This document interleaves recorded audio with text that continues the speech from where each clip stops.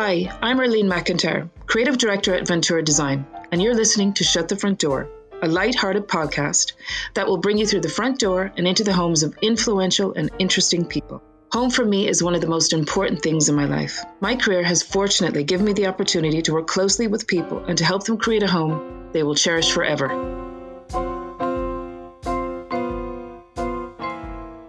Jane McDonnell is co-founder of Goss Publications, the publishers of Ireland's leading glossy magazines. After graduating from Trinity College, Jane went to London, where she landed a job with British Vogue under the editorship of Beatrix Miller and later Anna Wintour. Aged only 25, she returned to Dublin to edit Image magazine and later launched Image Interiors before becoming the managing director of Image Publications. In 2006, Jane and her sister launched The Gloss as a luxury newsstand title, then evolving the title to a super glossy large format magazine published in the Irish Times. The Gloss Interiors was launched in 2012, one of my favourite reads. And in 2019, the gloss.ie was launched to become Ireland's most inspirational and interesting online platforms. Earlier this year, both the Gloss and the Gloss Interiors saw a return to the newsstands format in addition to the Irish Times version. Married to Donald and mother to Hugo, Daisy and William, it gives me great pleasure to introduce the wonderful Jane McDonnell. Hello, Jane. Hello, Arlene. Thank you for that introduction. You're welcome. How is life in lockdown for you? Well, life in lockdown for magazines is certainly challenging. Obviously, we have a small team. We're all working from home at the moment. As the publisher, I suppose I'm responsible for setting the editorial and commercial direction of the magazine. And it's the second part of that is tricky at the moment, the commercial direction of the magazine. With so many businesses with an uncertain future and currently in lockdown, it's very difficult to know what the year is going to bring in terms of our publications and our events. So it's a challenging time. Yeah, it is. It definitely is. And I think everyone just needs to be as creative as they possibly can be. Exactly. And it is a time when companies like ours, the Gloss and the Gloss Interiors, can produce that visual escapism and glamour that people are really looking for, to transport them to places where they cannot go. So I think, there's opportunities for us as well, which is interesting. Yeah, definitely. It's one of my favorite reads. I think it's the reason why I buy the Irish Times every Thursday at the beginning of every month is just to get the gloss, to be honest with you. Sometimes it's just that. I can mull over your magazine for a month. Like, there's so much in it and it has such great content. So well, I'm a big fan. I think when we launched the gloss, we really wanted it to have a character that hadn't pre-existed. I think we wanted to create something glamorous and beautiful, but something that would be Irish in character but have an international perspective, and to try and get the mix right from the beginning and stick to that and filter out any parochialism, I suppose. So I think magazines need to have a combination of newness and nowness, and I hope that's what you like about it. Yeah, it is, definitely. And it's very inspirational. Thank you. As like you said, it does transport you, out of the mundane into somewhere else, and you get to kind of get a little flavor for what it's like for people living in these wonderfully glamorous homes somewhere in the south of France. Or yes, but at the same time, I think people are seeking realness and they're seeking authenticity, and so it's trying to come up with,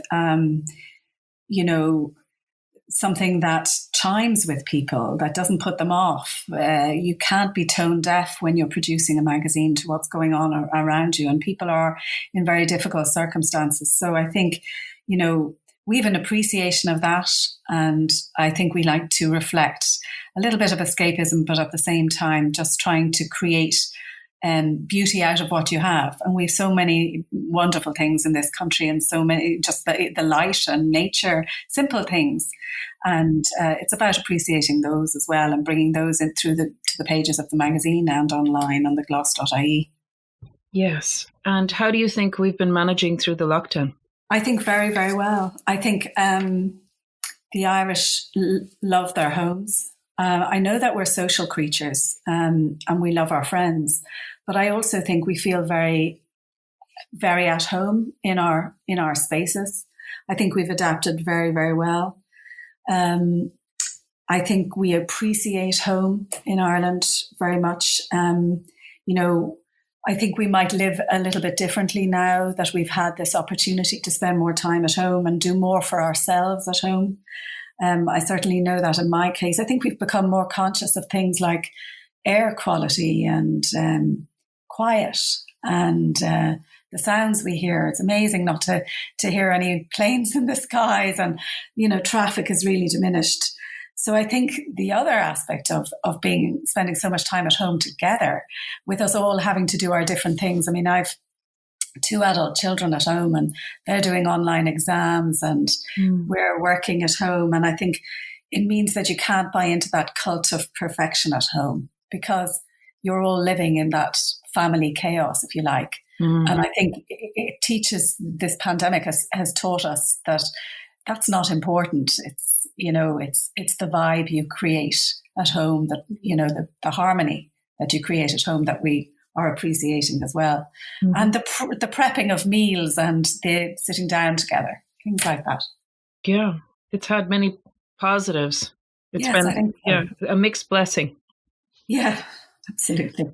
So I'd love to chat with you, if I can, about your first childhood memories of home, Jane. Can you share a little with me on that?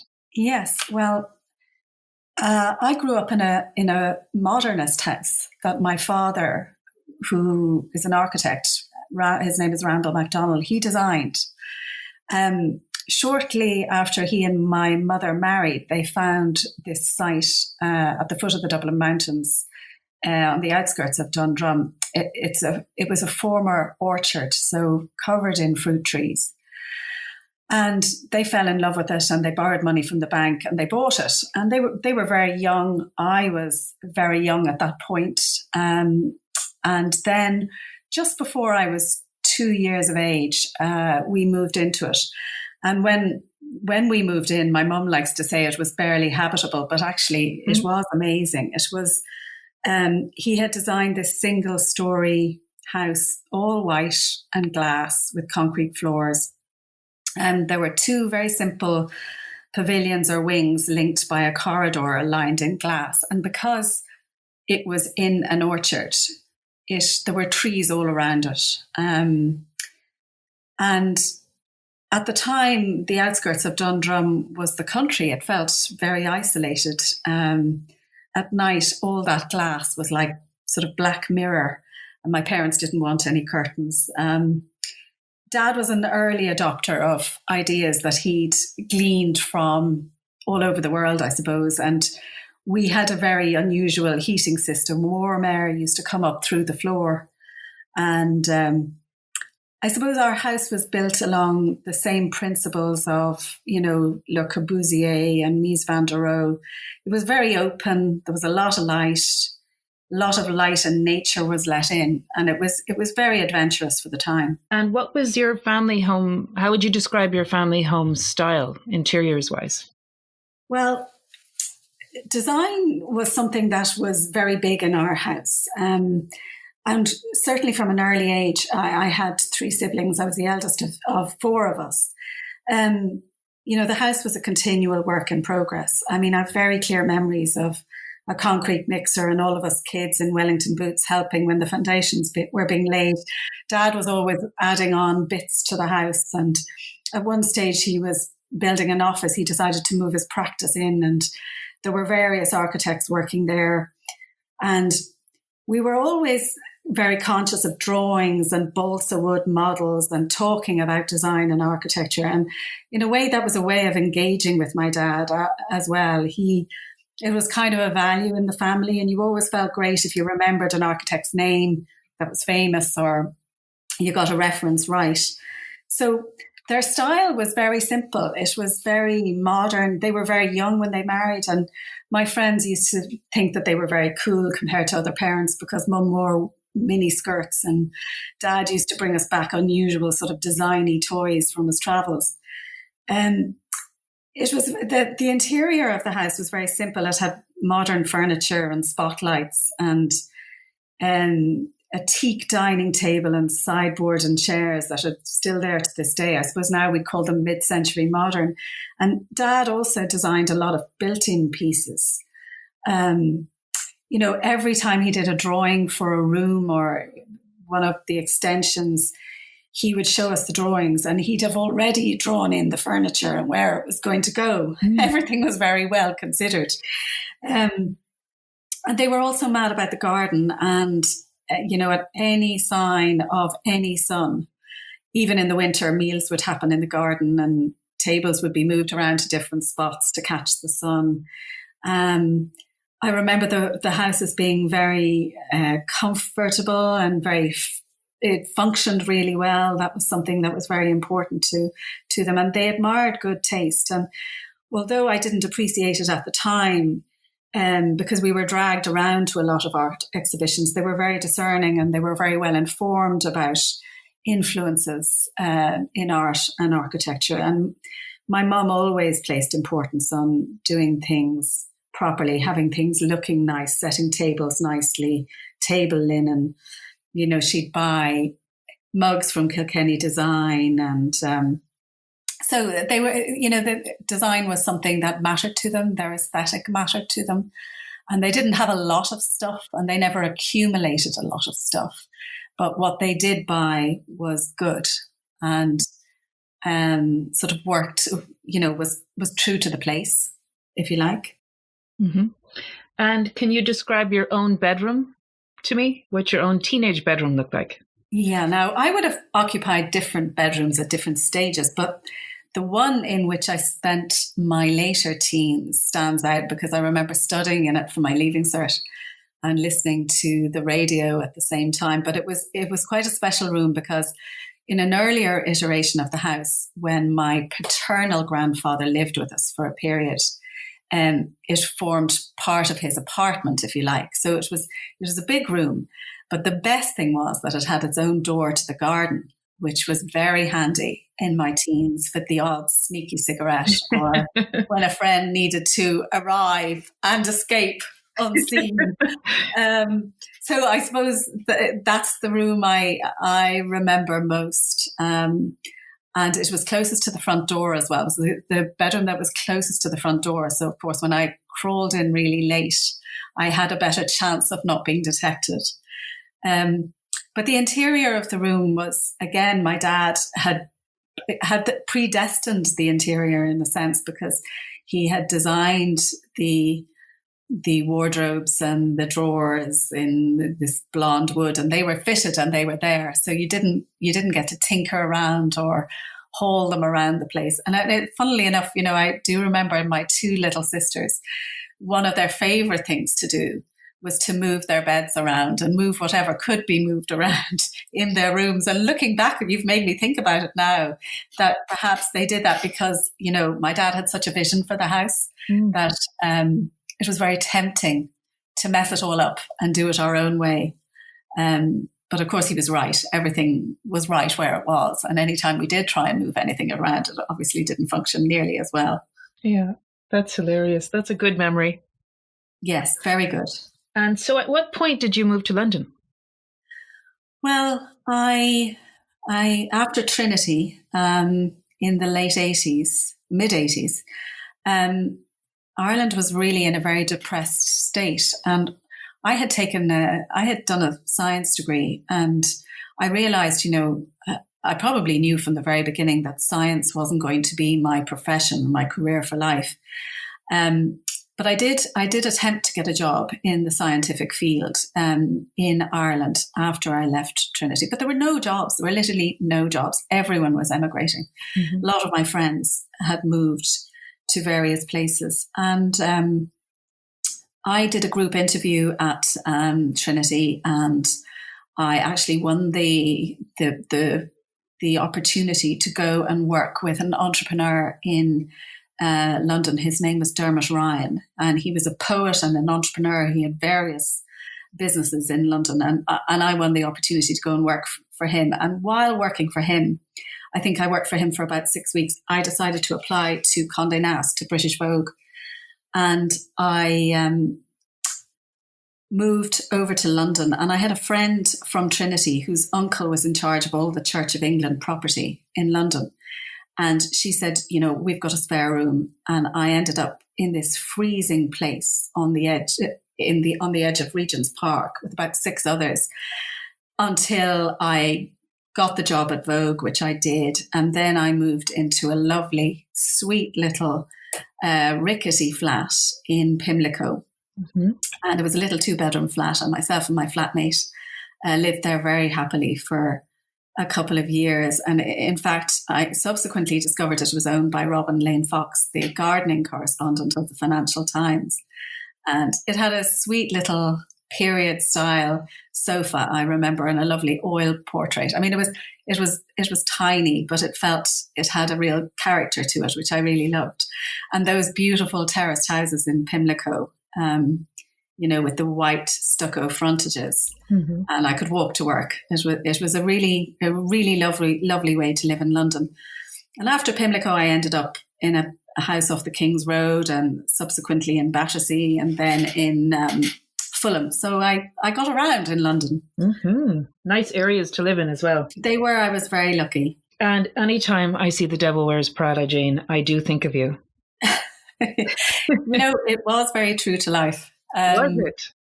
I suppose I was very fortunate to work with Anna Wintour, because it certainly set a bar for all of us who worked for her. When she arrived, we had a lovely year working with Beatrix Miller. She was our editor before Anna, mm-hmm. and life felt quite rarefied at British Vogue. People used to sort of drift in at 10 in the morning, and there were quite a number of girls on the masthead of the magazine who had titles, Lady This and Lady That and The Honourable. Anna came in, and she was she was called Nuclear Winter, and she was like a nuclear winter. All of those girls were let go. The place was a meritocracy. You really had to work hard for your place.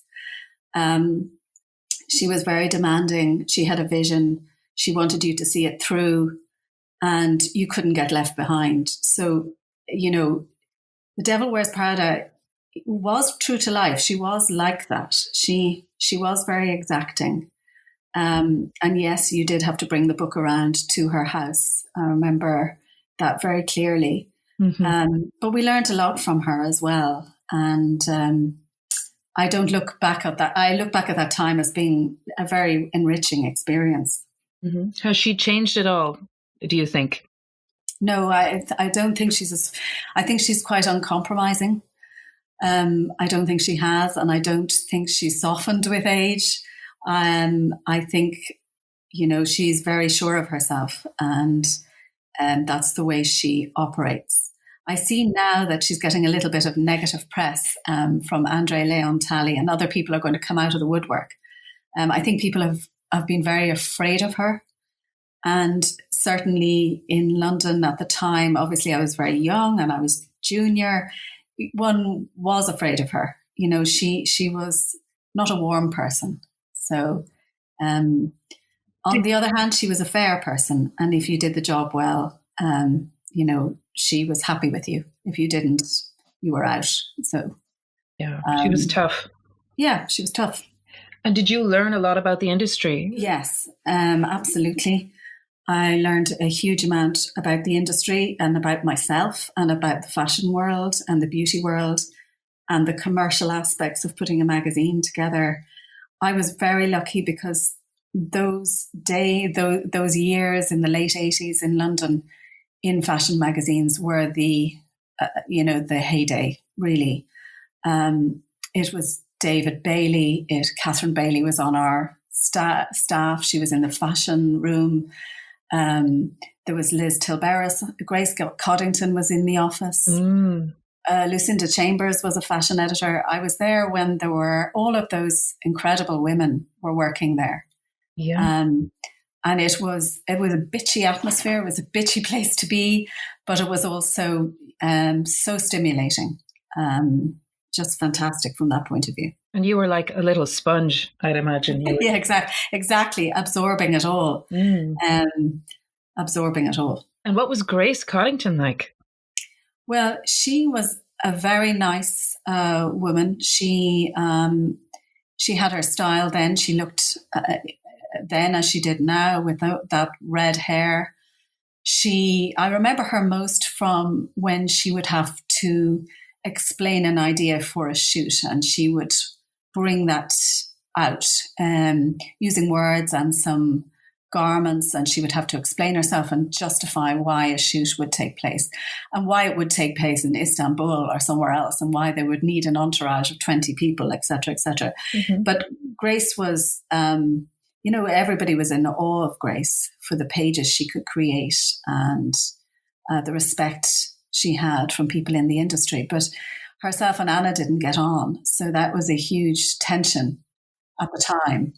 And in fact, when I was there, Grace, I think, resigned and went to work for Calvin Klein and then ended up coming back again because there was nobody to replace her. She was really pretty amazing. Yeah, I saw Anna being interviewed once where she really, she credited her. She said she was very talented. And they probably didn't see eye to eye all the time, but they did respect each other. Yes, definitely. And so it must have been very exciting for you to come back to Ireland and create your own magazine, The Gloss. Well, yes, but obviously in between I had to put in the hard yards. So I was, after Vogue, I went to work for W newspaper, and then I was offered a job with what was supposed to be a really exciting weekly called Riva, and they put millions into it. It was owned by Carlton magazines, and I suppose it was a precursor to Grazia. So the idea was that it was an upmarket weekly magazine. And in fact, we were working on it for 3 months, and a week after it launched, complete with a launch party in St. James's Square, costing $1 million, they realised they weren't going to bring in the advertising revenue and it closed. But I had handed in my notice anyway, because I'd been offered the editorship of Image back in Dublin, and I decided to take it. Mm-hmm. But when I came back to Dublin, Dublin was still in quite a depressed economic state. In terms of the magazine, there wasn't the glamorous retail that we have now. There was no high street. There was very little colour photography being done. There were fewer photographers, and there were very few Irish models who had made the grade, if you like. So it was very challenging to put a magazine together under those circumstances. But we did, and we grew the circulation of the magazine. The Image had always had good editors. Anne Harris was an editor, Mary Dewey was an editor, Deirdre McQuillan briefly edited the magazine before I arrived. So it had always had a very good literary reputation. And over the years, as the economy improved, we were able to do a lot more with the magazine. And then I came up with the idea for Image Interiors, and we launched that, and that was hugely successful. Mm-hmm. The whole property market was becoming very busy, and people were wanting to spend and invest in their homes. So that was a really exciting time for me. And then I decided to leave. I wanted to do my own thing, and left in 2005 and cooked up a plan with Sarah then to start The Gloss. And it was a very exciting time. I mean, it's the ultimate buzz to create something from nothing. And it was also the ultimate collaborative experience. And we were very fortunate because there was a lot of goodwill towards us, and we really were buoyed along by all of that. And then when the Irish Times came on board, that was fantastic for us as well. It was wonderful to have such a partner and to have that association with the Irish Times. Yeah. And where do you get your ideas and inspiration from when you're setting out a magazine? I suppose a lot of it is about knowing what we've learned about Irish readers and what they want. And then looking at what's out there and looking at what's been done everywhere else. And then having an instinct for what do you think is the next thing? Because you always have to look ahead. I think it's about being curious about what is going on in the world and seeing how you can translate that for an Irish audience. I think we're very lucky in magazines that we get to talk to and learn from, many interesting people. And from those people that we speak to and those people who speak at our events, maybe to the businesses who partner with us, you absorb so many interesting angles from people. And I think it's that mix that you pull together. And then I think if you have an editor who, is constantly looking for that kind of inspiration, that's how it happens. It's a kind of it's a magic recipe in a way. Mm-hmm. And has digital media and the internet been damaging to publishing, in your opinion? Or is there a good relationship between the two? It has utterly changed how, traditional magazine publishers operate, for sure. Mm-hmm. And I think, it's not an easy world to be occupying those two spaces and trying to service both audiences. There's some overlapping of audiences, obviously. And digital is, Arlene, it's you have to constantly produce content for that audience. It's very different to pulling together a magazine and considering it in terms of every page and every page that faces every other page. That's the beauty of a publication. But then again, I think there is nothing to match the experiential experience of a magazine, of sitting down and reading it. Definitely. Where a team of people have got together to consider what goes on every page. And, I think it's an unbeatable experience. But I think we also have a very valuable audience online, and it's great fun to be able to respond very quickly to trends or to thinking online. It's much more immediate. Definitely. And how has social media impacted your business and your life? Well, it hasn't impacted my life in the sense that I don't really do social media. Mm-hmm. I've thought long and hard about it, but the brand, the Gloss magazine and the Gloss Interiors and the gloss.ie, they are our channels to communicate with our audience. So I don't do it personally.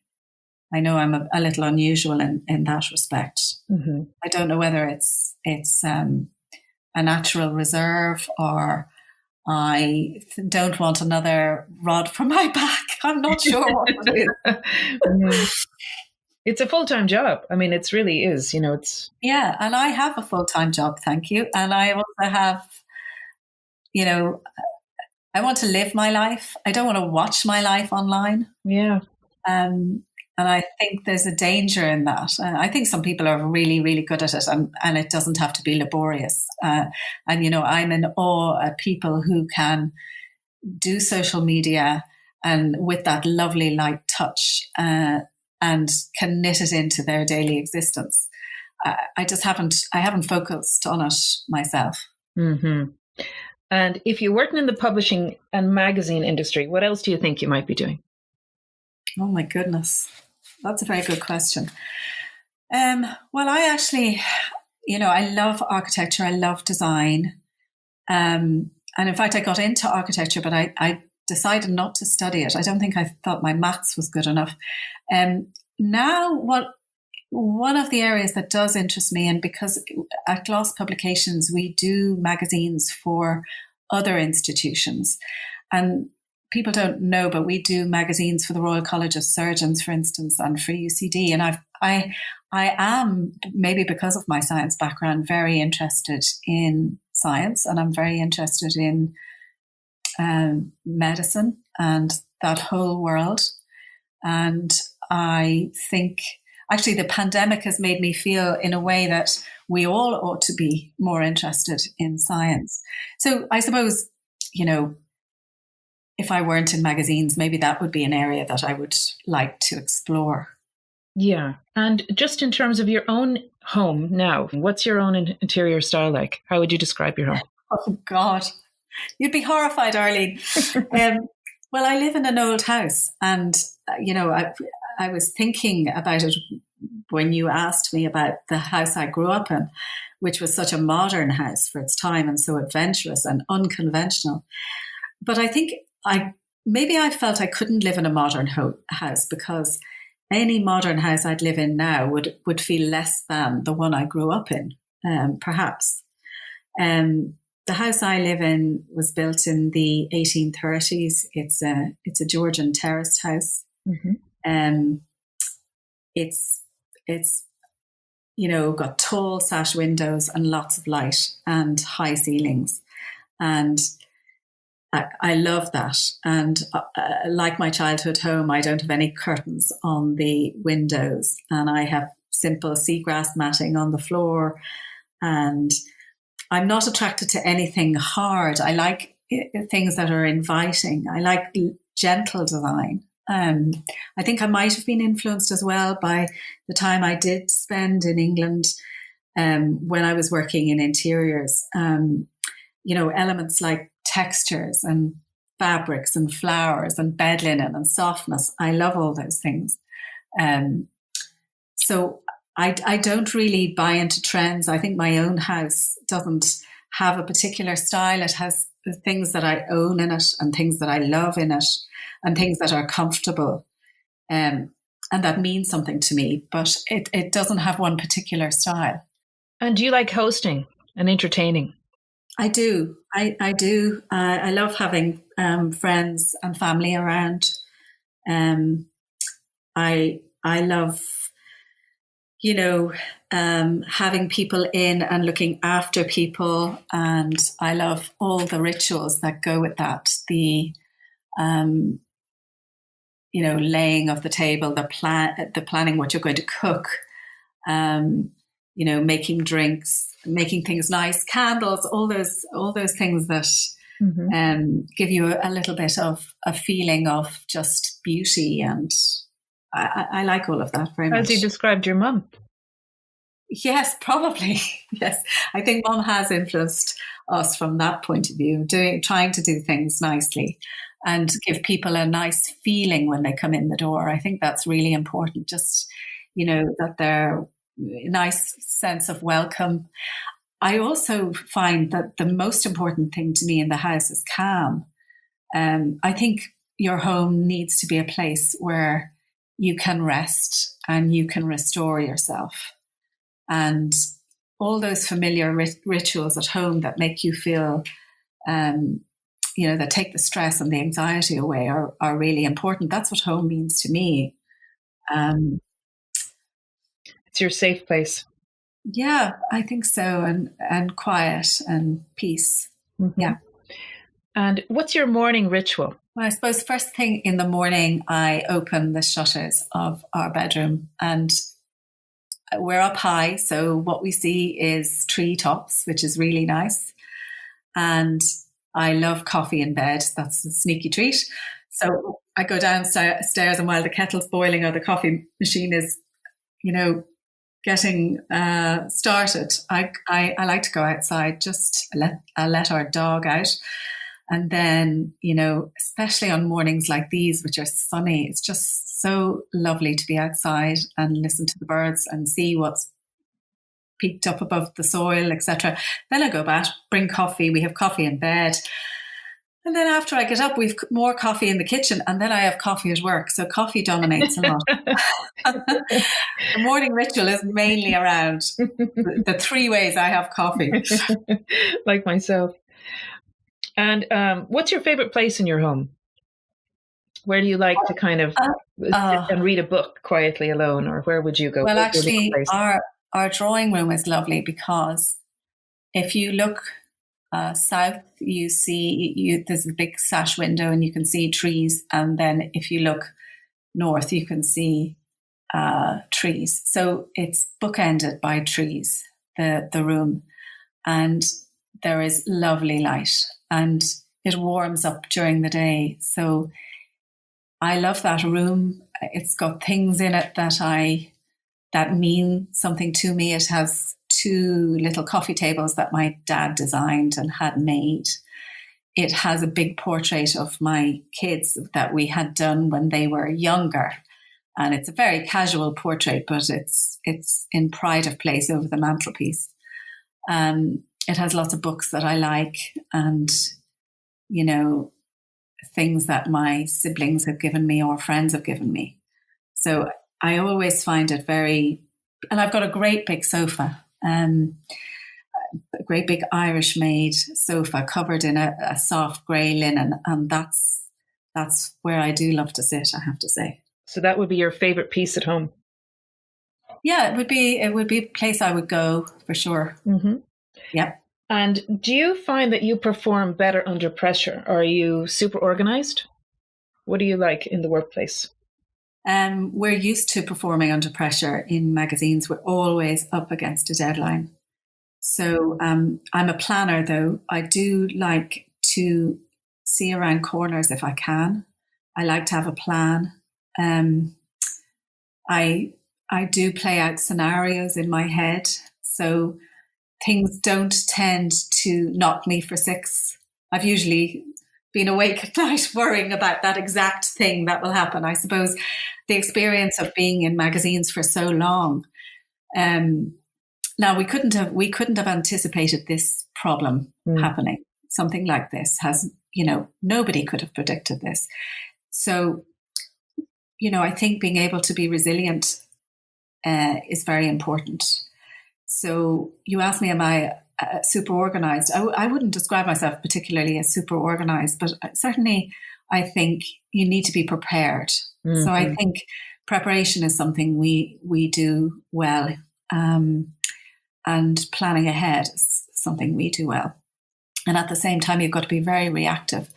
And some of our best ideas have been around opportunism, just having an instinct that this is the moment to do this, or this is the moment to do, or why not? And having some courage about it as well, That's so being true. Brave, and taking a risk. I do think you have to be able to do that, and doing a lot with very little. That's true. And what have you learned about yourself during the pandemic? I've learned, well, I knew this anyway, how happy I am to spend time at home, even if it's cleaning or doing boring things. I love that. I've spent time painting garden furniture, digging things in and weeding, and just, I've enjoyed all of that.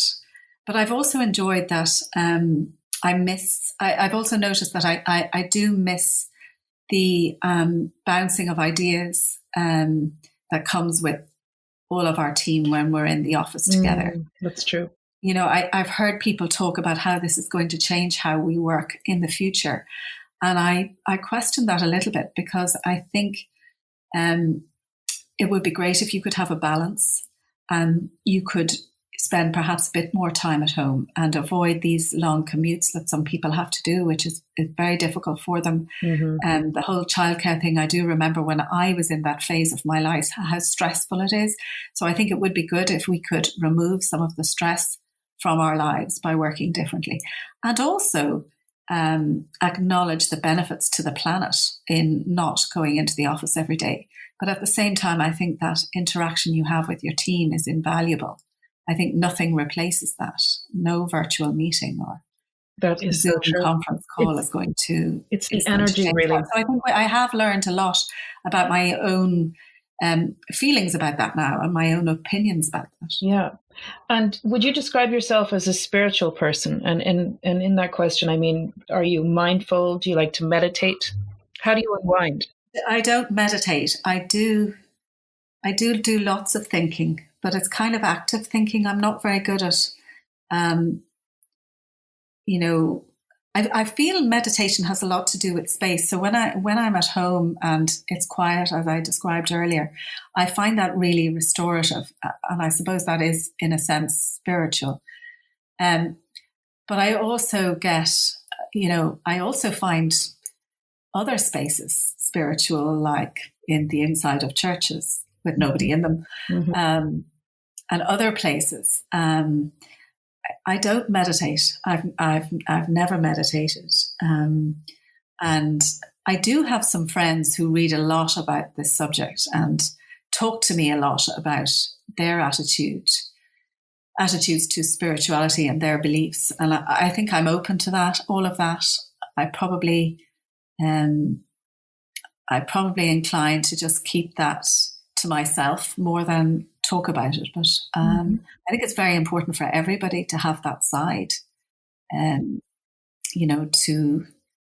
to get peace from. Mm-hmm. Yeah, especially now. And Jane, what one piece in your home holds the most special memories for you?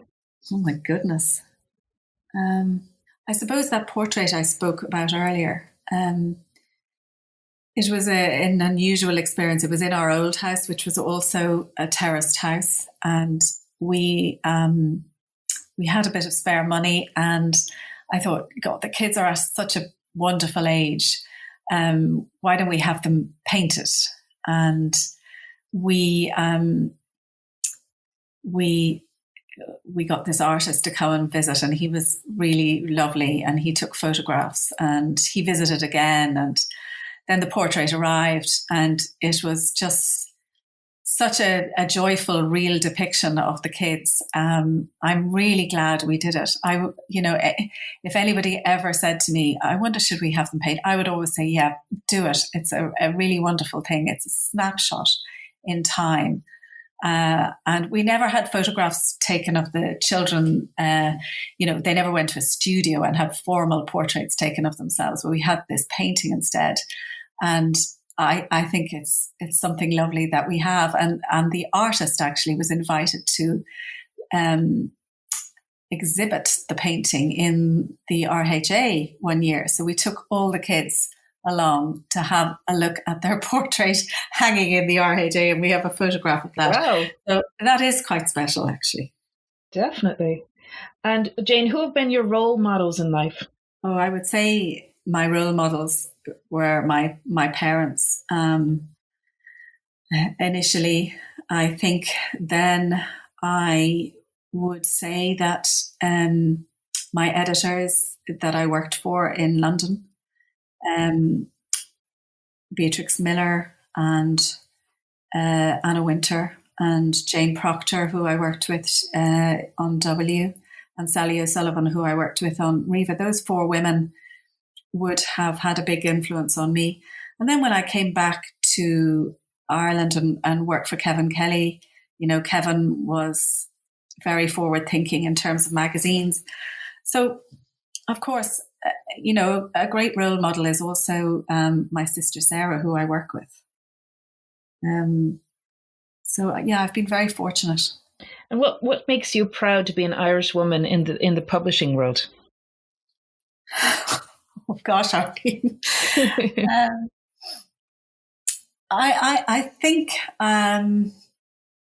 I think both Sarah and I are proud that we have created a business, something out of nothing. We've created something that didn't exist before.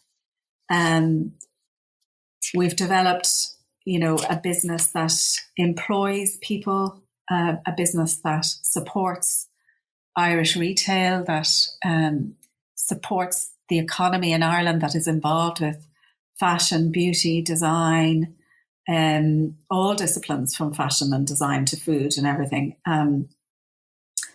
In a publishing role, you have a bit of a voice as well.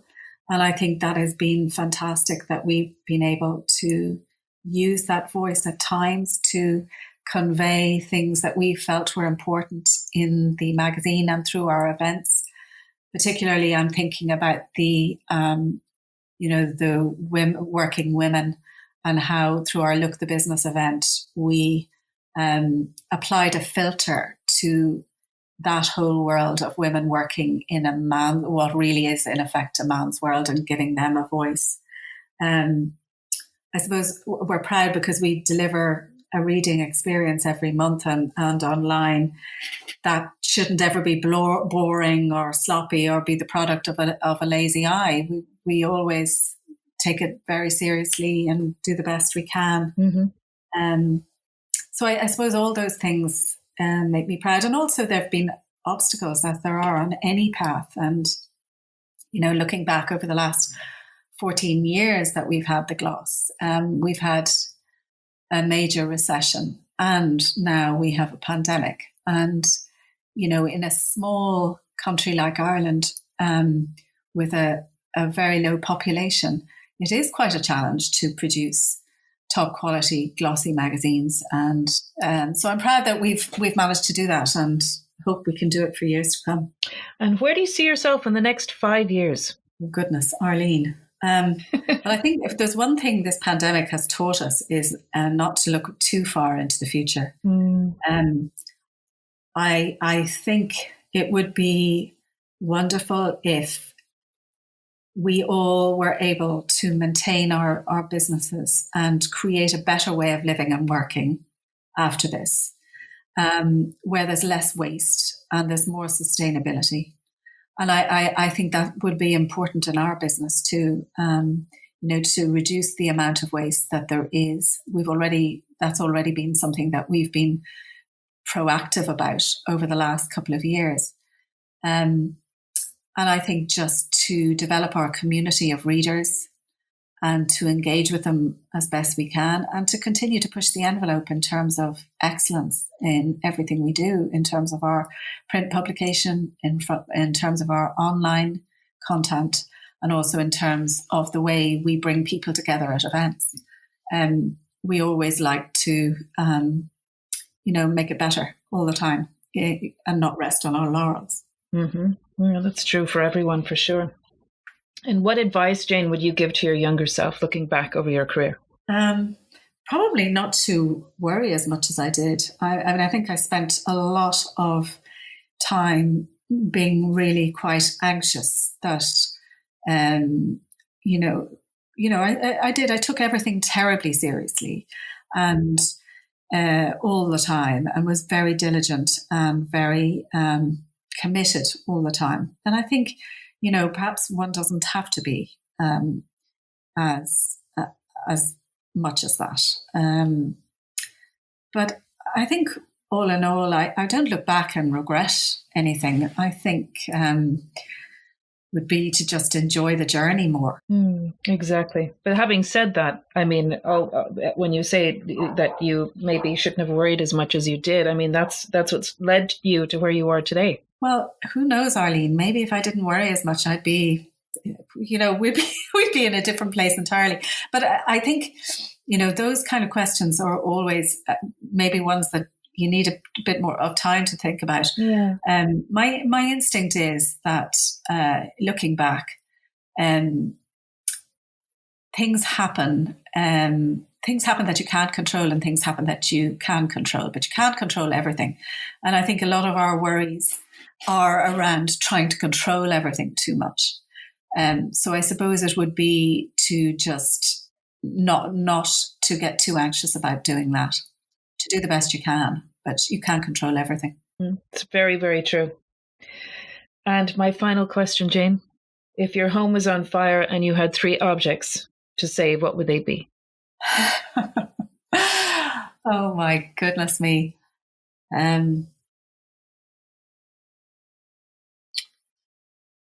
Well, the aforementioned portrait, because that would belong to all the kids. So I would save that. I would probably save one of my dad's tables. And what else would I save? I'd save a lovely Hermes tray that Sarah gave me. And for sure. Perfect. Now I'm just going to ask you a few quick questions. They're called the quick fire round of questions, Jane. So these are just yes or no, A or B, whatever it is, very quick.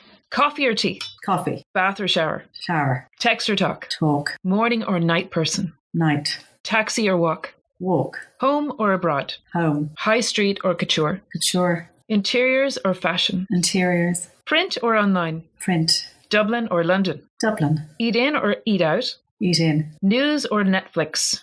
Netflix. Anna Wintour or Beatrix Miller? Oh. Beatrix Miller. And the last one is Boris Johnson or Donald Trump? Oh, please. I can't answer that question. I suppose Boris over Donald. Okay. Well, thank you so much, Jane, for spending time chatting with me today. Thank you, Arlene. And I wish you well and stay safe. Thank you.